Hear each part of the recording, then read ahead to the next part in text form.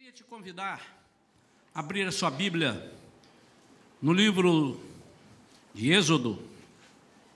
Nós vamos ler 2 versículos e depois caminharemos durante a mensagem por mais alguns textos que o Senhor vai colocar para nós. Êxodo capítulo 3, nós vamos ler o versículo, aqui está marcado, selecionado o 11 e o 12, mas eu quero ler o 10, 11 e 12. Êxodo 3, mesmo assentados, irmãos, versículos 10, 11 e 12. 11 e 12 servem como base da palavra que vamos trazer, mas o 10 tem a conexão e vamos lê-lo.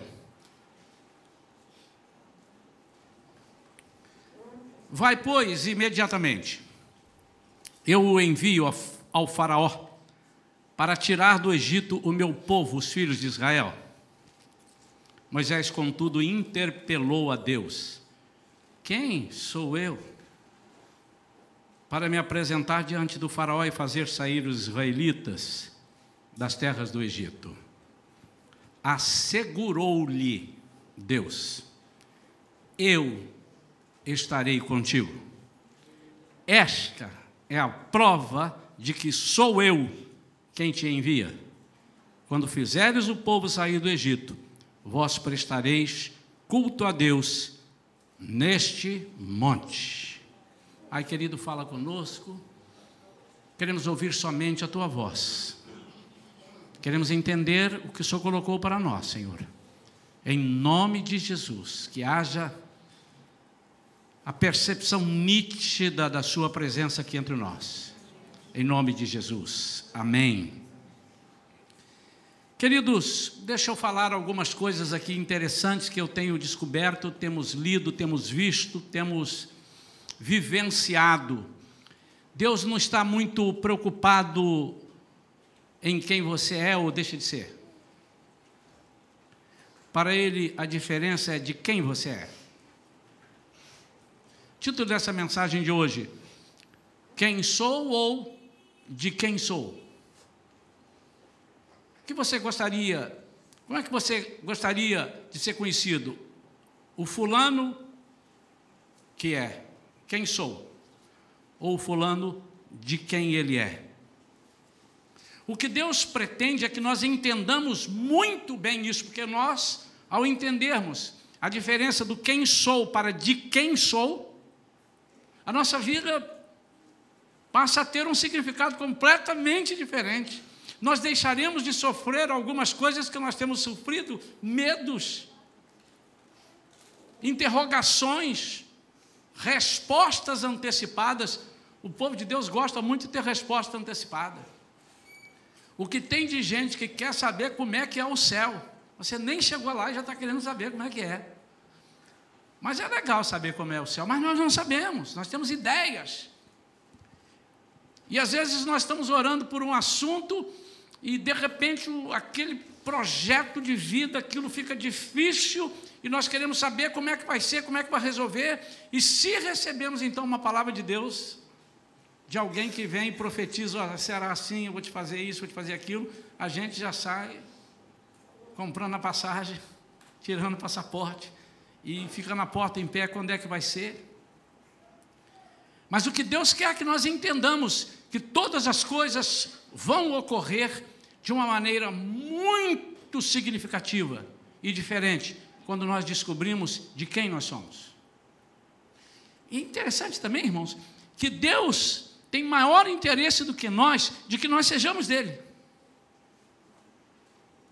Deus não faz acepção de pessoas, e Deus não olha assim e diz assim: eu quero essa turma de cá, essa aqui eu gostei mais, eu quero essa ali, não. Não, Deus quer todos.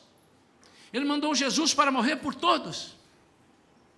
E isso faz uma diferença. Eu estou batendo nessa tecla porque é primordial que você entenda isso. Aparentemente Deus ignorou o quem sou eu de Moisés. Porque para ele Deus não era algo essencial. Mas o importante está no versículo 12, ele diz: eu estarei com você. Isso faz a diferença. E Moisés aprende isso, porque depois daqui, agora já estou lá fora do Egito, Moisés está lá longe já está lá no deserto, e o povo murmurando e tinha passando, e ele, como é que vamos chegar? E o povo, e aí Moisés, e a terra prometida, chega ou não chega, vamos ou não vamos? E Deus falou assim, olha aqui, eu vou fazer o seguinte, esse povo está querendo entrar, vamos mandar entrar logo, eu vou mandar um anjo meu especial, para ir com vocês. Aí Moisés falou, opa, o Senhor me ensinou, eu já aprendi, não me faça sair daqui se a tua presença não for conosco. Porque ali Moisés já estava entendendo, faz uma diferença absurda. Quando o Senhor está presente, maior é o que está em mim do que o que está no mundo. Não sou mais eu quem vive, mas é Cristo quem vive em mim. Eu já pulei lá para o Novo Testamento. Pastores, são frases de efeito. Não, irmão, isso tem que ser praticado. Pastor, ok, pula a página porque nós sabemos. Irmão, nós sabemos tantas coisas na teoria, mas nós precisamos saber na prática quem somos. Moisés poderia até não saber quem ele é. Quem sou eu? Eu não. Ele chegou a dizer, eu não sei falar.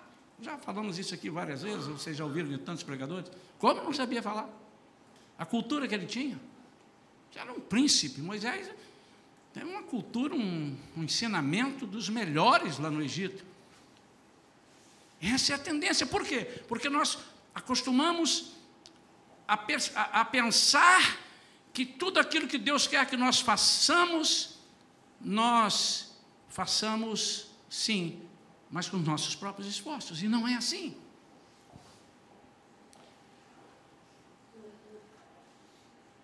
Deus queria fazer uma diferença porque haviam outros deuses, e há outros deuses.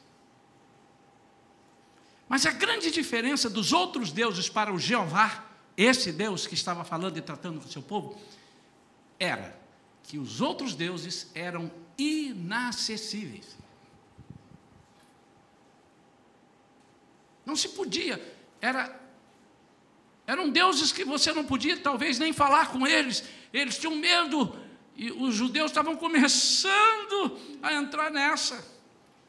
Ele tem medo, não, vai lá não, Moisés, fala com ele, porque se nós formos falar, e eles não sabiam que Deus queria estar com eles, que Deus queria estar. Quem sou eu? Não é tão importante, mas de quem eu sou, agora tem muita importância. E porque os deuses eram inacessíveis, Deus falou, eu quero ser um Deus diferente. Desde o início, Deus, já falamos isso aqui, vamos falar outras muitas vezes, durante muito tempo, e eu peço aos pregadores, quando forem pregar, lembrem isso, Deus sempre quis habitar conosco. E até chegar o dia em que nós o veremos face a face, você já parou para pensar isso? Já tiveram curiosidade? Uma vez eu ouvi uma conversa de duas pessoas imaginando como é que era Jesus, como é que era Deus, e escrevendo mesmo. Ontem eu estava numa igreja e que por dificuldade de acesso deles e tal, era um interior, lá onde o vento perdeu a curva, como é que é? O vento fez a curva, o Judas perdeu a bota, né? O pastor falou assim, você vai acostumando, pastor Isaías, porque você vai, depois que você sair da cidade, você vai entrar numa cidadezinha, depois vai diminuindo, depois você entra numa estrada de terra, e teve uma hora que eu falei, será que é aqui mesmo?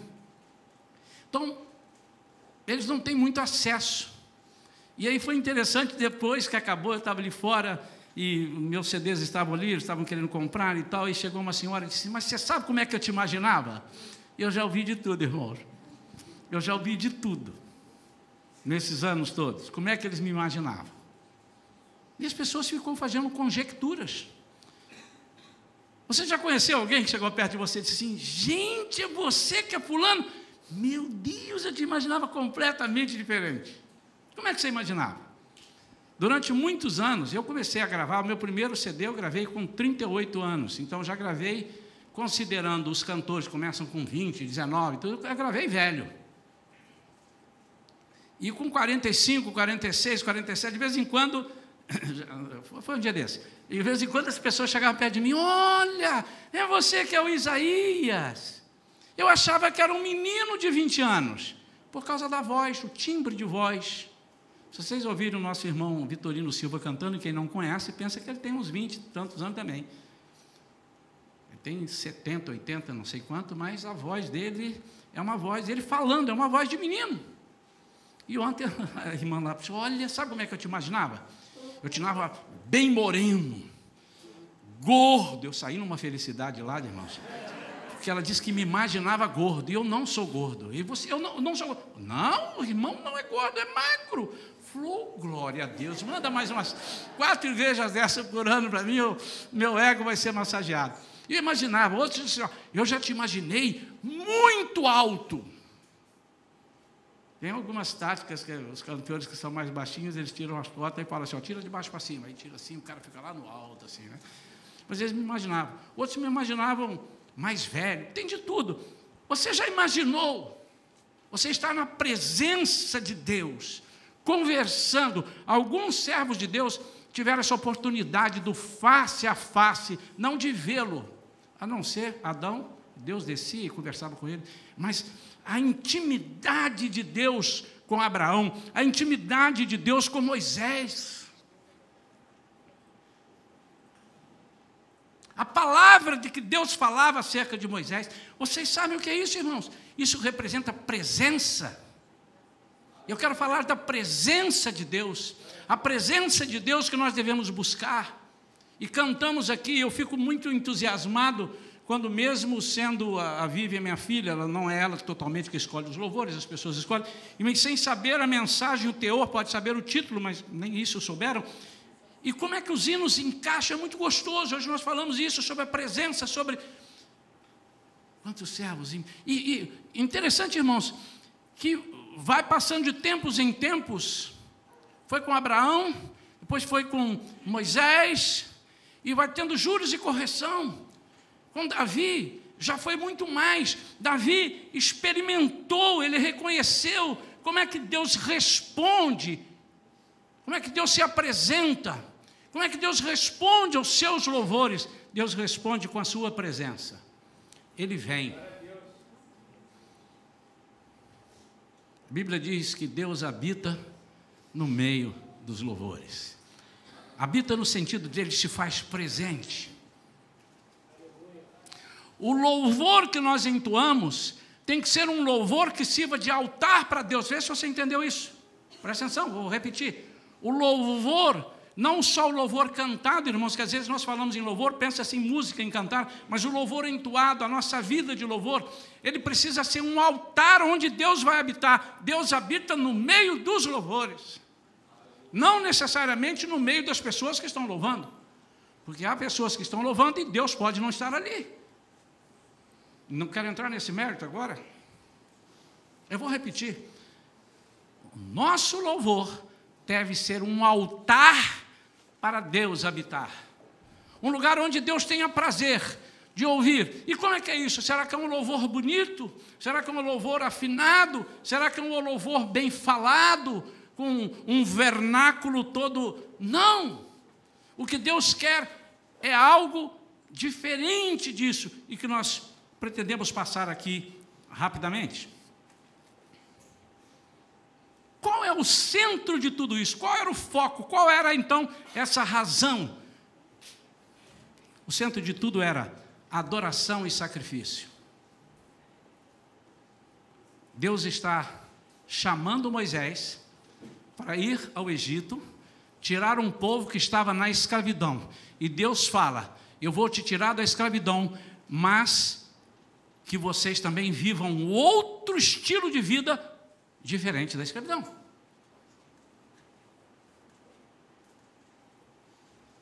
Deus não tem só interesse em que você o conheça e o aceite como Senhor e Salvador. Jesus não tem interesse em que você o confesse com sua boca e seja só isso. Deus quer que você tenha novidade de vida. Deus quer que você saia desse estado que estava o povo egito, de escravidão para uma fase, para um estado total de liberdade, e a liberdade no espírito. E isso você consegue com louvor, com adoração, com sacrifício.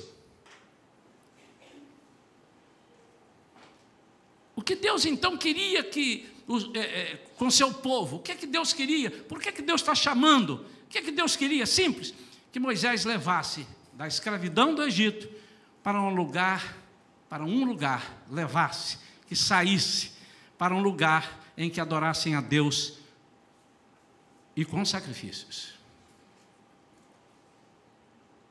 Deus queria mais, Deus queria que todos na nação de Israel se tornassem sacerdotes. Põe o versículo aí, Êxodo capítulo 19, versículo 6. Olha o que Deus está falando com Moisés. Êxodo capítulo 19, versículo 6. Vós sereis para mim um reino de sacerdotes e uma nação santa. Estas são as palavras que dirás aos filhos de Israel. Deus estava dizendo assim: Moisés, eu não estou tirando o povo da escravidão, eu estou tirando o povo para viver um novo momento de vida, um novo estágio de vida, uma nova... O que Deus então estava querendo, irmãos? Prestem bastante atenção. Você pode perder a bênção aí por uma palavra ou outra. Vamos estar alinhados aqui comigo. Deus estava preparando para que aquele povo fosse conhecido como o povo que Deus habita no meio deles. Deus estava preparando aquele povo para que aquele povo fosse conhecido o povo da presença de Deus.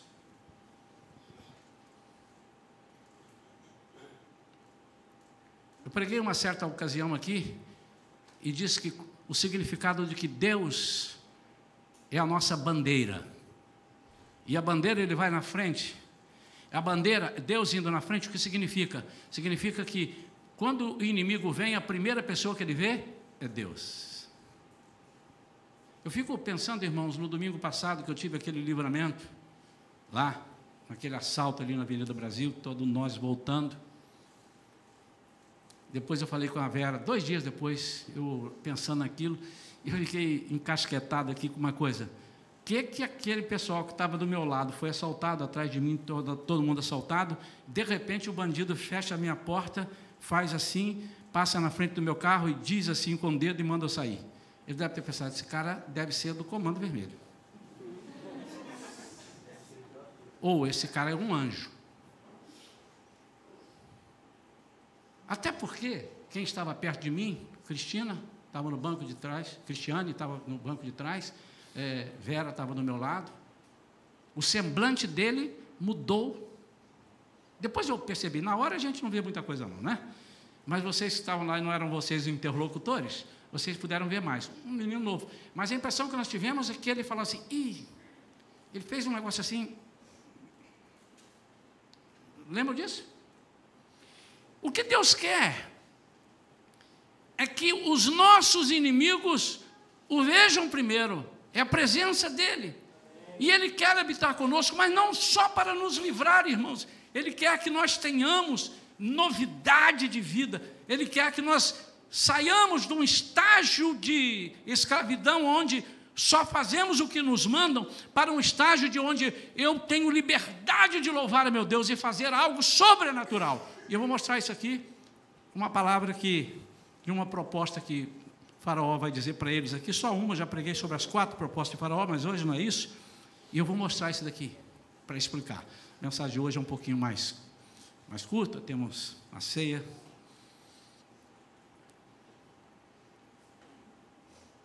Deus queria que Moisés tirasse da escravidão, Deus queria que a sua nação se tornasse uma nação de sacerdotes, e Ele quer que nós sejamos sacerdotes, vocês viram? E a terceira coisa é que o diabo tem muito medo de um povo adorador. O diabo não tem medo do seu dinheiro. O diabo não tem medo da sua cultura. O diabo não tem medo da quantidade de vezes que você vem à igreja. O diabo não tem medo de um monte de coisa que você faz. Mas o diabo tem medo do adorador. Porque o adorador é aquele que sacrifica. E em todos os sentidos, sacrifício de vida, sacrifício de louvor, sacrifício de oferta. O diabo detesta que você oferte, por isso ele faz tudo para você não ofertar em todos os sentidos. Oferta de dinheiro, oferta de vida. Ele sabe o que você consegue. E ele tem um medo miserável do adorador. É impossível o diabo ficar perto de alguém que está adorando. Eu vou lhe repetir, para você dar um glória a Deus, que você não percebeu. É impossível o diabo ficar perto de alguém que está adorando a Deus. Essa igreja é bem espontânea. Aleluia. É porque eles prestam muita atenção. Eu gosto de pregar numa igreja que a igreja fica prestando atenção, porque às vezes a gente está pregando num lugar, fica todo mundo falando ao mesmo tempo, gritando, e depois quando acaba, qual foi o teor da mensagem? Não sei, sei que foi uma bênção, irmão. Mas a igreja aqui presta atenção e anota. Estou vendo pessoas anotando. Preste atenção nisso, o diabo tem muito medo, ele não tem medo, ele tem muito medo de um povo adorador. Mas ele não se importa com adoração complacente. O que é adoração complacente? Ele, na verdade, essa adoração complacente, ela funciona ao contrário da outra adoração. Adoração complacente é aquela adoração onde você faz concessões. E a adoração genuína é aquela que você rompe com tudo e não importa o que esteja acontecendo, e você às vezes é até chamado de fanático. Já vamos entender isso. Em Êxodo capítulo 8, o faraó vai falar com eles sobre isso. Eles estão já negociando, estão falando. Deus falou lá em Êxodo 3, ele já chegou, agora está lá, aqui. Ele ainda não tinha chegado na presença de faraó, Moisés, não tinha. E agora o faraó vai falar. Então o faraó chamou Moisés e Arão e lhes propôs: ide, portanto, e oferecei os sacrifícios ao vosso Deus, aqui mesmo em terras egípcias. Eu gosto dessa versão. Outra versão não diz assim, diz: ide, portanto, oferecei sacrifícios ao vosso Deus nesta terra. E nesta terra, às vezes, passa batido. Mas, já achou aí? Êxodo 8, 25? Ide, portanto, e oferecei sacrifícios ao vosso Deus, aqui mesmo, em terras egípcias. Eu quero que os irmãos prestem atenção, porque eu vou chamar a atenção de um detalhe que está ali. Ide e ficai. É o que ele está dizendo ali. O que o faraó está propondo é dar uma pernada em Moisés. Ele está dizendo assim: ide para oferecer, mas aonde? Aqui mesmo. Ide, mas não saiam daqui.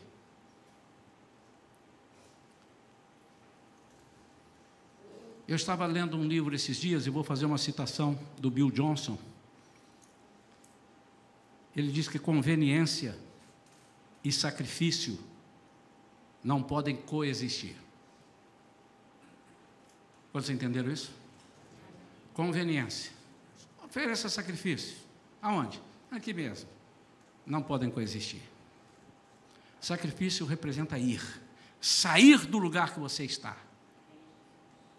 E aqui, obviamente, eu não estou falando geograficamente, nesse momento. Você, então, pastor, então eu vou oferecer um sacrifício, eu vou lá para outro lugar, vou lá para outra igreja. Não vai não, irmão, fica aqui e traga mais alguns. Não necessariamente tirando das igrejas, mas traga pessoas para cá, vamos sacrificar juntos. O ir é sair de dentro de você e oferecer algo que transcende, que extrapola. Você vai entender já o que Moisés vai falar.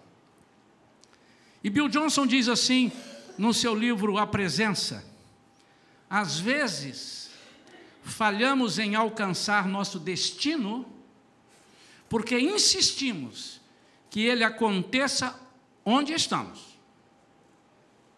dentro da razão, com pouco esforço da nossa parte. Frequentemente, não podemos alcançar um novo lugar em adoração até que cheguemos a um novo lugar em Deus. Você tem descoberto um novo lugar em Deus? Deixa eu te dizer, meu irmão e minha amada, você que é crente há muitos anos, como eu estou muito à vontade, porque eu nasci num lar cristão, tenho 67 anos de vida. Vocês vão dizer, 67 anos.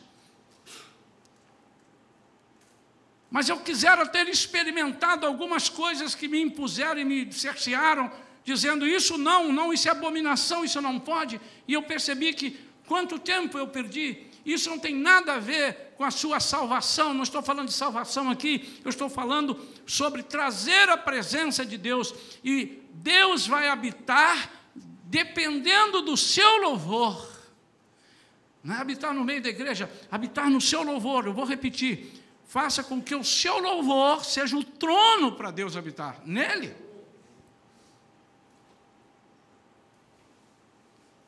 O inimigo sabe que há poder no sacrifício genuíno, e ele fará tudo para impedir. Tudo. Vamos ver o que Moisés diz.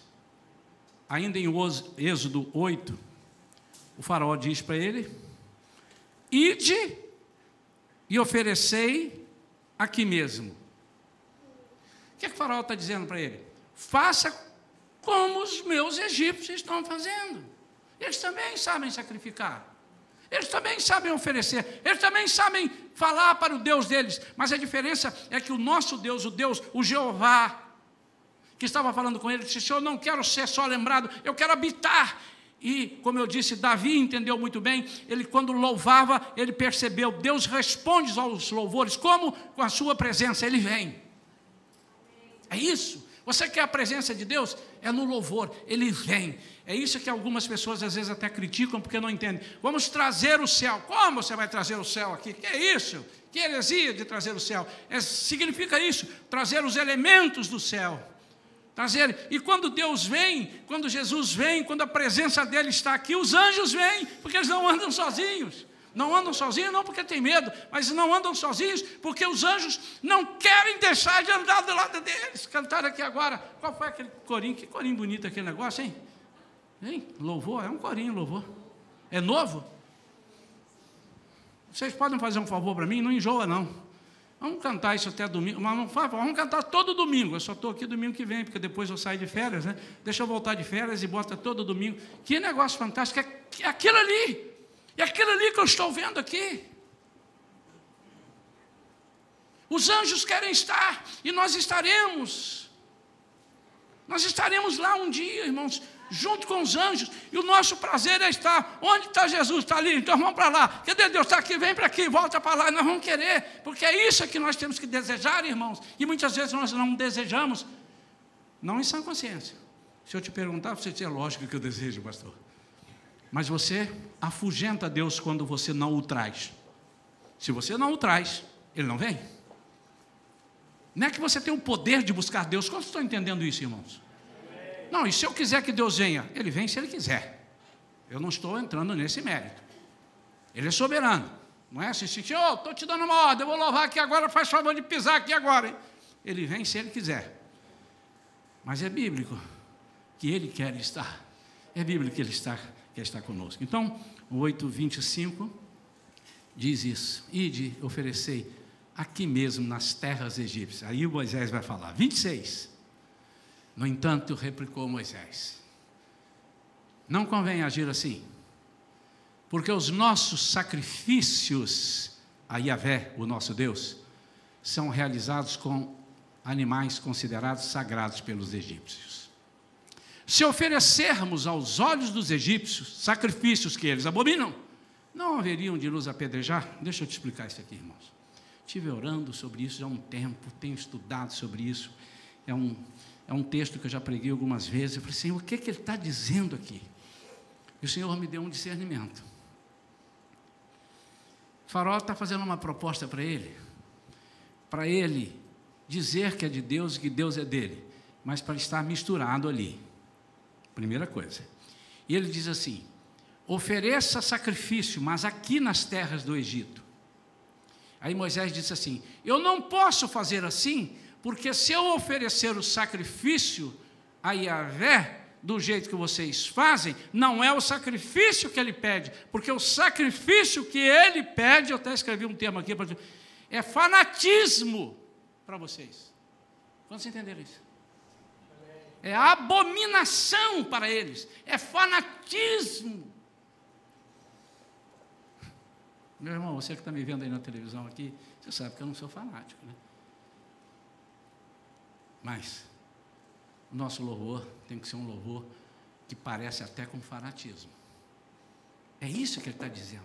Eu não posso fazer aquele ritual, eu não posso, e até porque esses animais são os animais que são consagrados a vocês. O que vocês querem é nos cercear e o apedrejar aqui. Deus me falou, mas como apedrejar aqui? Para os dias de hoje, como seria isso? Conheço pessoas, conheço casais. Ouça isso, conheço casais. Que se o marido está perto da mulher, um dos dois, ou o marido ou a mulher, não consegue adorar, mas separou os dois, pega fogo, num deles pelo menos. Já tivemos aqui na igreja. Uma vez uma irmã disse assim para mim, pastor, eu sinto um fogo aqui dentro de mim na hora que está louvando e tal, e quando eu vou levantar a mão, eu olho para o meu marido, ele me dá uma olhada, minha mão cai para baixo. Essa é a pedra, essa é a abominação. E essa pessoa um dia me disse, pastor, ele disse que eu sou fanática. É o que Moisés está dizendo ali. Eu não posso fazer isso porque vocês vão me criticar e nós vamos ficar sem liberdade. Eu quero ter liberdade. Por muitas vezes eu já vi os ministros falarem aqui, não só a Vívia, mas outros já falaram, mas a Vívia eu já ouvi mais vezes até, dizendo, meu amado, se liberte e fale. Eu fico interessante, irmãos. Interessante. Eu já vi alguns irmãos aqui em algum congresso, ou então chegando numa igreja que ninguém conhece ele, que o camarada pula igual pipoca. Mas quando ele chega aqui, tem um negócio que parece que prende ele fica com medo. Meu irmão, liberte-se. O que Moisés está dizendo aqui é, eu não posso sacrificar aqui, porque isto que nós vamos fazer aqui é abominação para vocês. A forma que nós fazemos, ela é tão profunda que vocês não vão entender.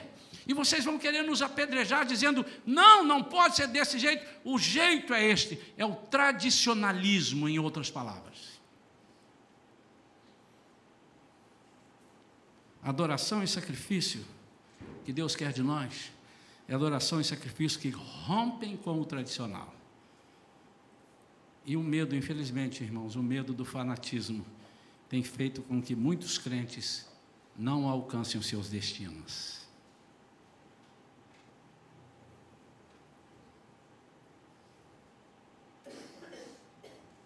Logo no início daquela onda boa de avivamento que passou por algumas igrejas e agora está entrando novamente, são ciclos e vão, né?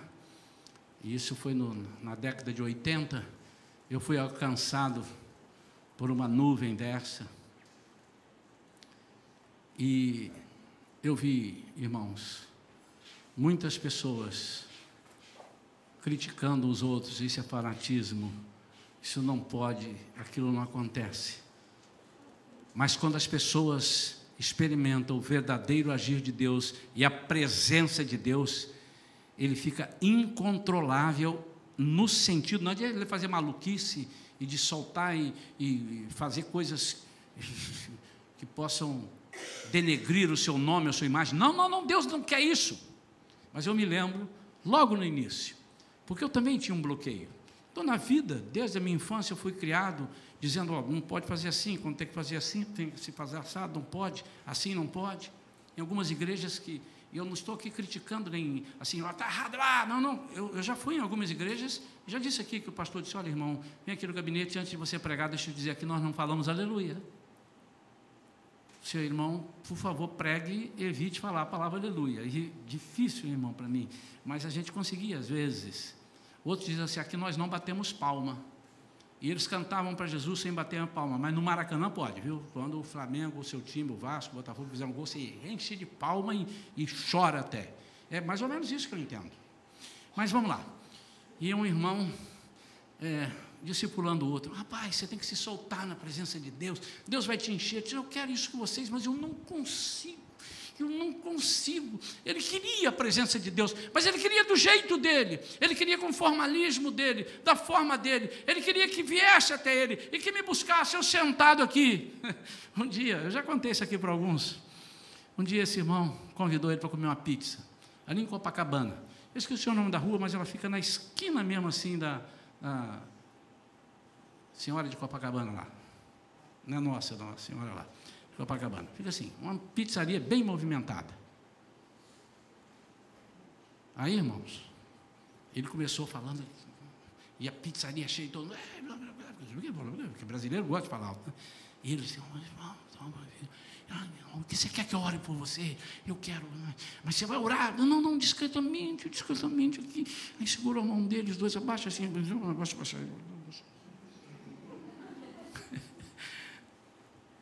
Quando ele começou a orar, Espírito Santo de Deus, vem e faz aqui a obra que o Senhor precisa fazer. Quando daqui a pouco, meu amado, o irmão levantou, aquele que estava cheio de pudor, e começou a gritar dentro da pizzaria, aleluia, aleluia, glória a Deus, e tal, e todo mundo olhando, e ele não sabia o que ele estava fazendo.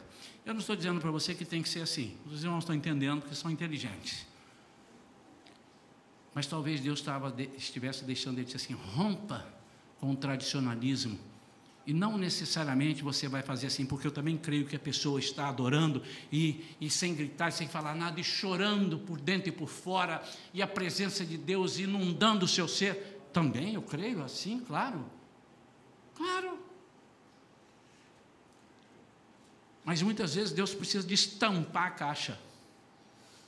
Quando Ele destampa a caixa, o fluir acontece. Quantos entenderam isso? Resumo de tudo isso, Deus quer ser um Deus diferente dos outros deuses. Ele quer ser acessível. Deus quer habitar na sua vida.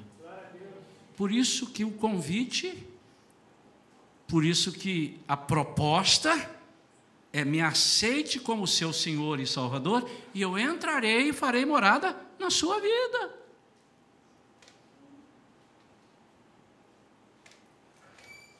Mas olha só que interessante, irmãos, aqueles que nunca entenderam isso. Não, mas eu gosto de Jesus, eu respeito Jesus, afinal de contas é o Filho do Deus, não, é o Senhor, sem nenhum pecado. Sim, mas Ele mora dentro do seu coração.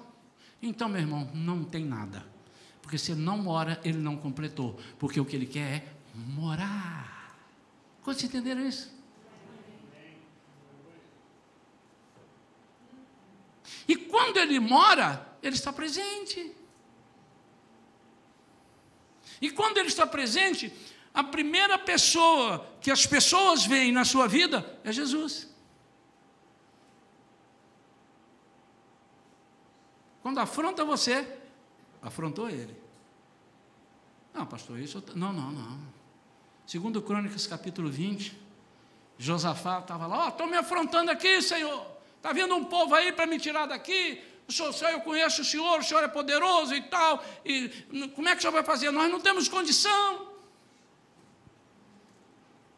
Mas ele tinha promovido um jejum, e a igreja toda, e Israel estava ali, Jerusalém estava toda ali em jejum e oração. Aí levanta um profeta, Jaziel, no meio da congregação, e disse assim: dai ouvidos, Josafá. Esta guerra não é vossa, mas é minha, é de Deus. Você está entendendo? Quantos estão entendendo a presença de Deus?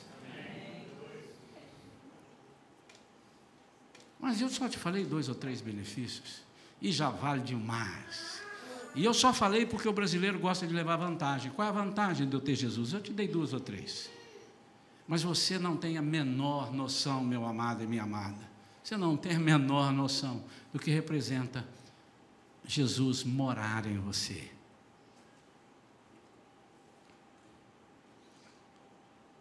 Há um hino que eu quase gravei, eu nem me lembro do hino, né? Mas ele diz, mais ou menos: habite em mim, Espírito Santo, habite em mim, algo por isso, habite em mim. É o que Ele mais quer. E por enquanto Ele está habitando em forma de Espírito Santo, mas chegar um momento que nós que vemos algumas coisas, e pode ser que alguns estejam olhando para mim dizendo assim: estou entendendo mais ou menos, pastor, fala mais um pouquinho que eu estou, porque nós se entendemos em parte, mas vai chegar um momento que estaremos na presença dEle e o veremos face a face, e aí entenderemos tudo.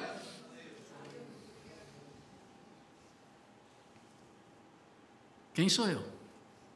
Deus, eu não estou preocupado quem você seja ou quem você deixe de ser. Eu quero saber de quem você é. De quem você é. Eu sou de um tempo lá na roça, no estado do Espírito Santo, que as pessoas respeitavam de quem a pessoa era. Não mexe com ele não, sabe de quem que ele é filho? Ele é filho de fulano? Não mexe com ele. Quem é ele? Eu não sei nem o nome, mas eu sei de quem ele é filho. É mais ou menos por aí, irmãos.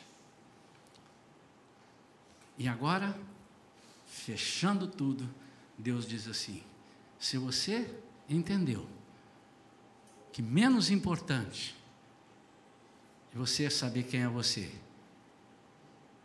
mais importante é você saber de quem você é, você deve ter sacado, Deus falando isso, porque Deus usa essa linguagem assim com a gente, às vezes, você deve ter sacado que sou eu quem faz todas as coisas. Eu mando fechar e ninguém abre. Eu mando abrir e ninguém fecha. Agindo eu, vai, e eu vou colocar na sua boca, nos seus lábios as palavras. Vai, fala. Abre a boca e deixa comigo o resto. Essa certeza, essa fé que Davi tinha, quando ele chega para Saul, parecia uma conversa de bêbado, né? Quem olha assim no início, Saul dizendo assim: você não pode com ele, que ele é gigante, ele é forte, ele luta desde a sua mocidade. E Saul está dizendo que esse homem é vencedor, vitorioso, ele luta desde a mocidade, não é mais moço. E se luta, não está morto, então ele é vencedor. E aí Davizinho: mas eu matei um leão. Meu Deus, eu estou falando do gigante, o cara entra com o negócio lá do leão.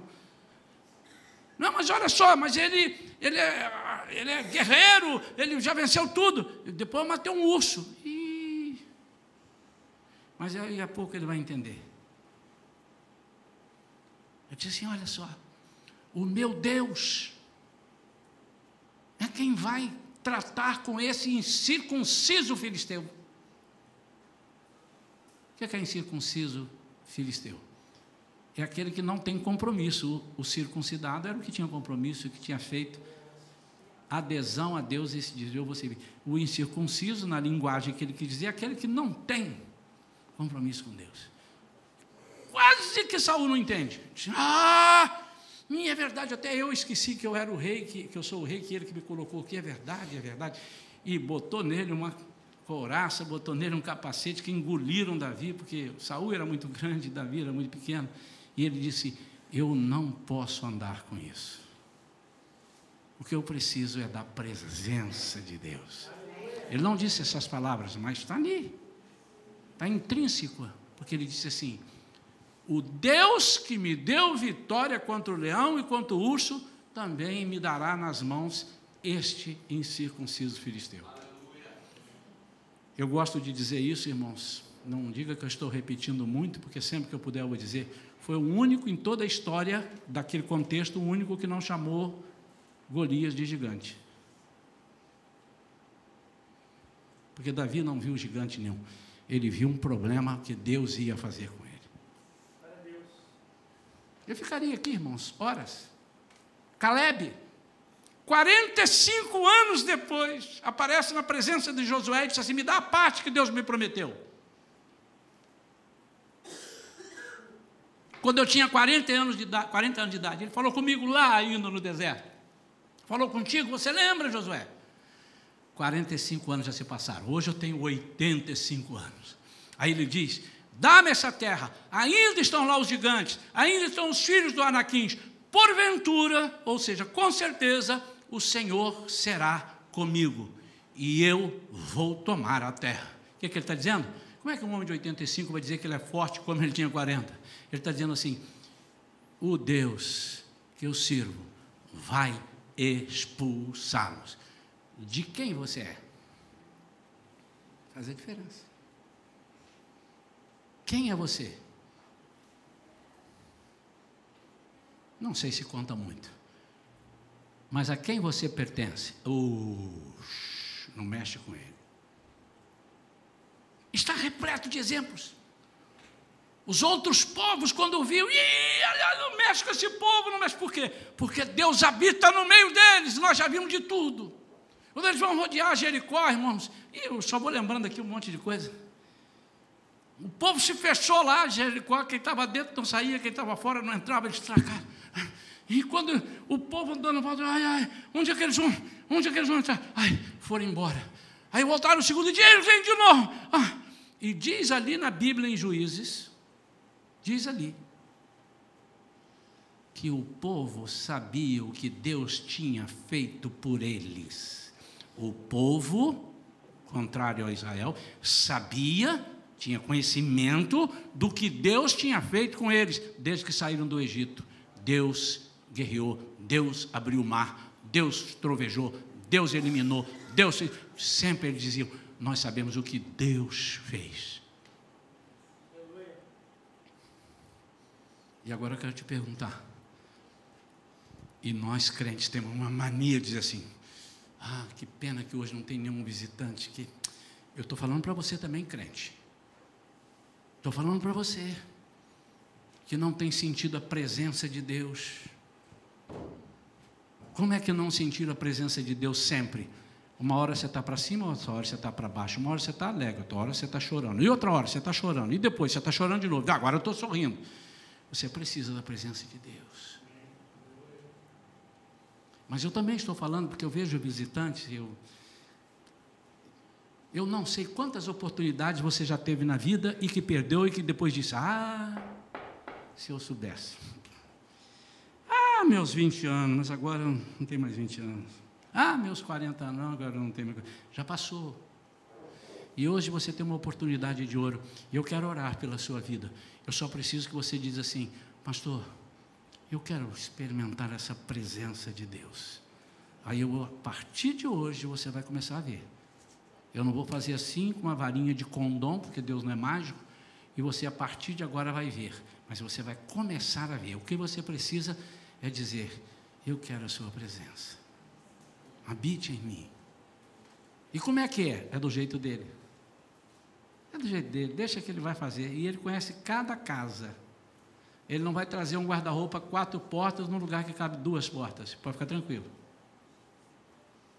Então o seu coração, o seu jeito, ele vai respeitar. Ele vai entrar e vai fazer morada. Quantos entenderam isso? A presença. A presença de Deus afugenta medo de morte. A presença de Deus afugenta o suicídio. A presença de Deus afugenta a depressão. A presença de Deus afugenta a vontade de separar do casamento. A presença de Deus afugenta a necessidade de você enfiar a cara na bebida para você ficar leve, solto, livre. A presença de Deus te traz alegria. Porque na presença você canta salmos e hinos, salmodia, como diz lá em Efésios. Vamos ficar de pé, queridos.